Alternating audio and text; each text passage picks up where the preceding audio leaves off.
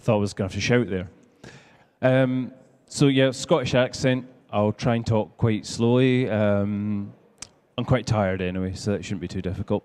So Schuh, UK-based footwear retailer, as you might guess by the name. We have 106 stores, UK and Ireland. Fairly busy website, which is about 15% of our overall revenue. We do trade in the EU. Most of our business, online business, comes from the UK, but we do trade in the EU. So who here has shoes on?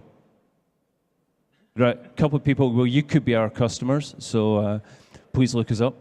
But yeah, so we're really multi-channel. We sell lots of things online that are in our stores, and we really try and join up the customer journey, which I'm going to get into a little bit more.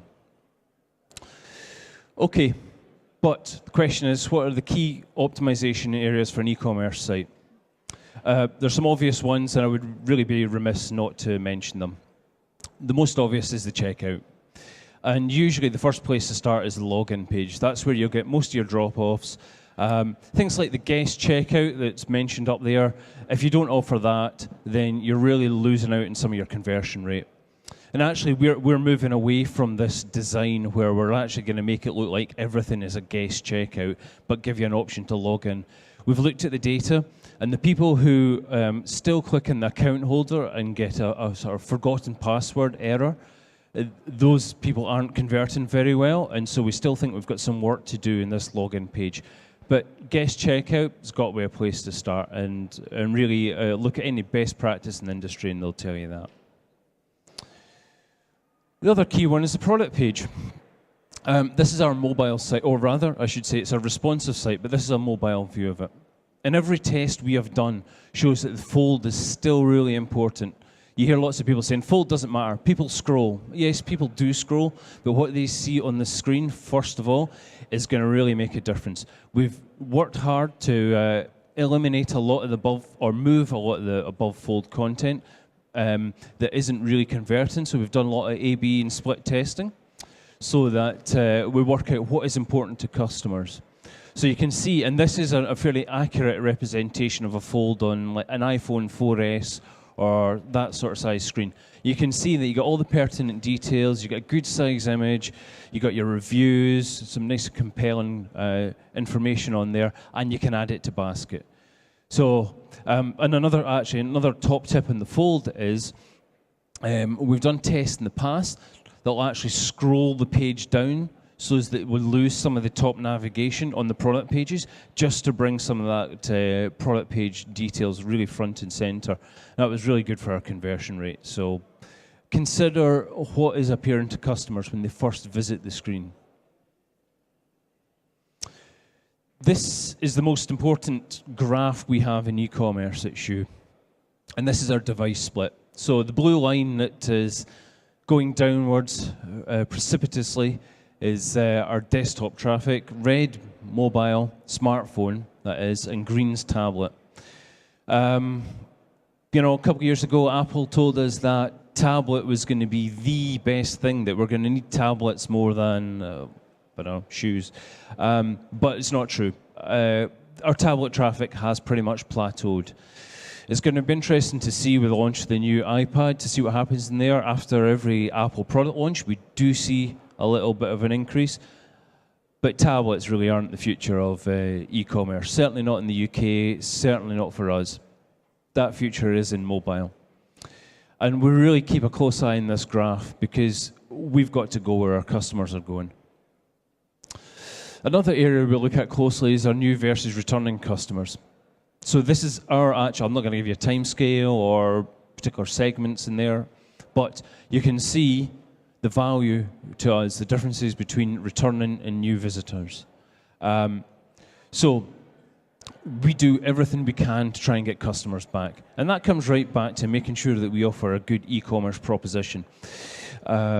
We offer so retargeting emails, for example. So you visit the site, you abandon, we send you emails back. It's our highest converting email. So facilities like that are really crucial, getting these customers back, because when they come back, they're worth twice as much to you, at least. And as Nicholas alluded to, a techie in a previous life. I really care about the technical implementation of a website. This is the graph of site speed per week, and then when you see the dramatic dip, that is the launch of our new website. New responsive website that replaced a mobile, tablet, and desktop separate optimized sites with a single responsive site. Everybody says responsive sites slow, much slower than a mobile site. Well, I beg to differ. You've got to do it right, but you can make these sites faster. Dramatic. It's about 60% improvement across the board in our site speed, just by turning on a new website. Got to design it right. But yeah. And this isn't just our graphs that's saying that. There was a survey released last week. So this is Internet Retail in UK, so it's a UK magazine. The judged the top 500 e-commerce retailers in the UK in 6 different metrics. One of them was on performance, so site speed and a customer service metric. So there were only 2 companies in the particular metric that were considered to be elite. The company that was one behind us got 268 out of 300. We got 299. I would love to know what that 1% was, or not percent, third of a percent.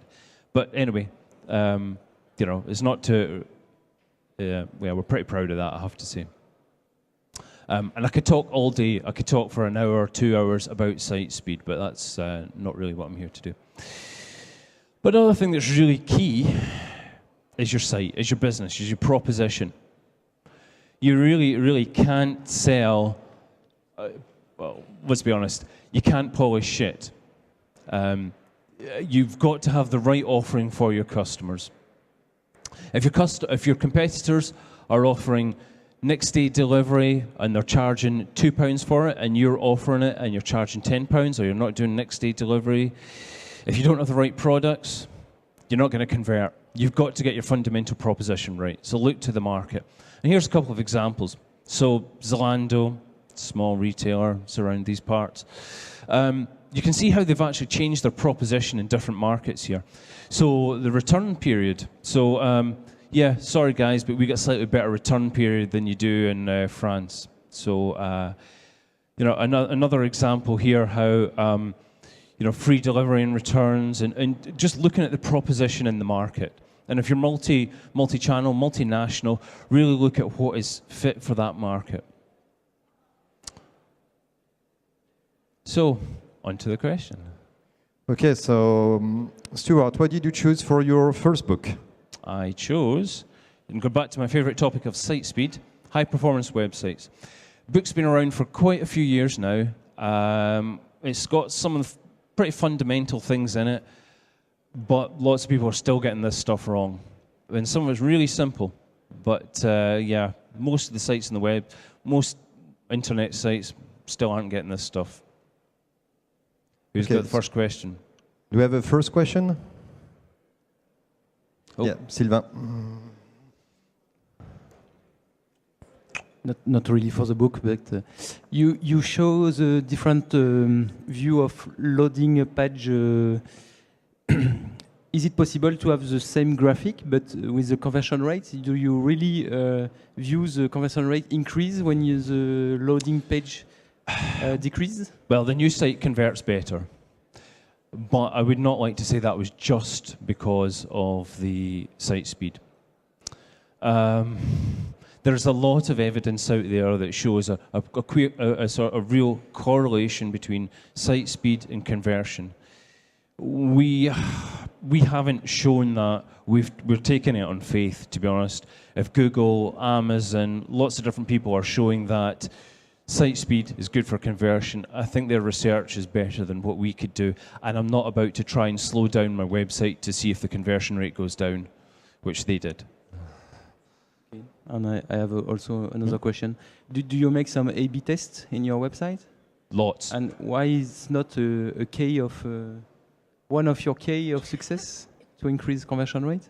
Well, in this particular area, I was more focusing on different areas, technical areas of the site. I guess, well, if we look at this slide, for example, we've run multivariant testing on this. So there is a check stock button at the bottom with some text to the left. And that is looking at our store stock and reserving our store stock. We've run about 5 or 6 tests on wording, button color, button position, just in the graphical element alone. But I guess we plan to do something like 100, 110 multivariant A/B split tests this year, and they cover the entire site. So, yeah, it would be here all day if I covered every single test that we were doing. Is there a question? Everybody's still very shy. I can't believe there's no one with another question here. Who is working for e-commerce here? You're so shy. Who is working for e-commerce and you have no questions? You have one of the best retailer in UK and you have no questions. Yes. Do you have any experience of the impact of the product availability on the conversion rate? Yeah. So we, in a previous retailer I worked at, I do have some Schuh examples as well, but one of the best examples that we had was in a previous fashion retailer I worked at, we implemented a real-time stock system. So anytime someone added a bag, we pulled out to a server, said, do you have the stock right now? And that increased the conversion rate by around 10, 15%. It was a few years ago now, I can't remember exactly, but it had a meaningful impact on our stock availability on the site, as well as the conversion rate, and also decreased basket abandonment and decreased sort of the refunds that we had to produce. So in terms of our gross sales, yeah, good move for that. Thank you. My question is about terminology. You mentioned something about default, but I'm not too sure about what is default. So okay. Could you recap on that, please? If I had another hand, I'll get my phone out. But it's essentially the first area of the screen which is available. So if that's your screen and the page continues well beyond the floor, it's just that bit you see there. So yeah, it's like the fold in a newspaper. And how do you manage the fold now with tablets? There are so many different type of screens. How do you manage that? We look at our analytics, look at the popular screen sizes, and try and optimize the maximum number of people. So you have a different version of your site according of the device category. It's responsive, so we've really tried to hit a number of key screen sizes to get the best out of our most popular screen sizes, and also not to the detriment of other screen sizes as well. So. Yes, one question. I understood that your focus was about the performance of the website, even the technical performance of the website. Anyway, there was a key indicator about the repeating customers. But I saw nothing about the audiences, the quality of the audiences visiting your website. Do you have a way to measure the characteristics of the audiences? Well, certainly through the quality. Yeah, I guess we manage. So many of our customers get to us through paid search, and it is one of our most productive segments, that we do manage the return on investment from paid search very closely. So in the marketing side, we're very conscious of the customers that we're targeting. Okay, we have time for one last question before we move on to the next topic. You did mention that people do scroll the page down, and that's a good reason to have more content on the page. What kind of testing did you run to check that point?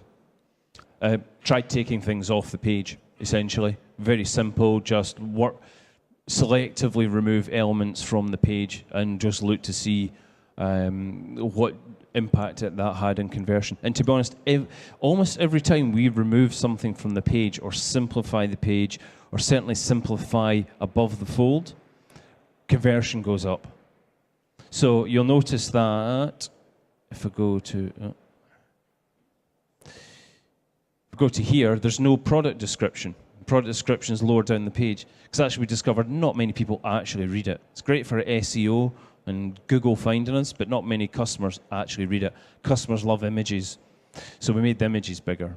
So we really focused on what people were engaging with, but we do still have the content further down and make it accessible.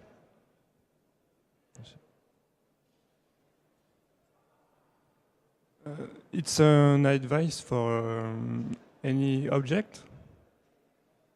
You show this with shoes, but with another object, it's good too. I'm sorry, I'm not sure.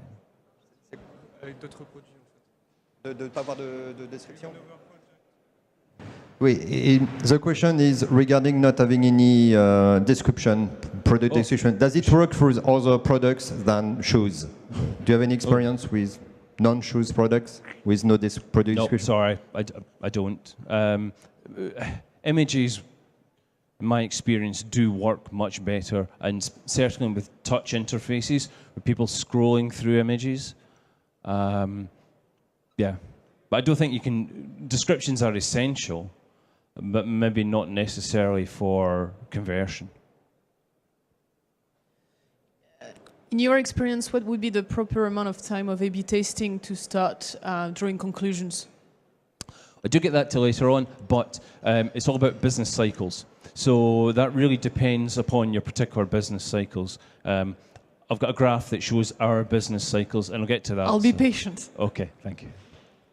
I have a last question for you. It's pretty fashionable in France now to have social plugins everywhere. I haven't seen any social plugin on your product page.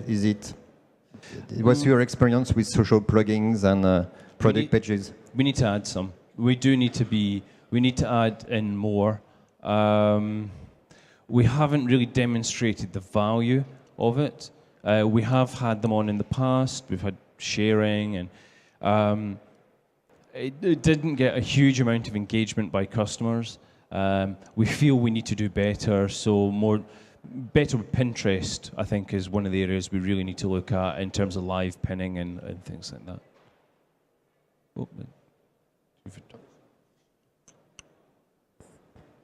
Hi, I have another question regarding your product page because I got it here, and I cannot see up or cross-sell on your pages, up or cross-sell. So is it a... Yeah, it's a good point. It's something we've thought long and hard about, and it's something that vendors phone all the time saying, I can sell you personalization and recommendation engines. I guess a good story in that would be we did a trial with a UK-based recommendation engine. And we noticed the conversion rate had actually started to go up for a few days. When we looked at the site, their widget had broken, and there were no recommendations on the site.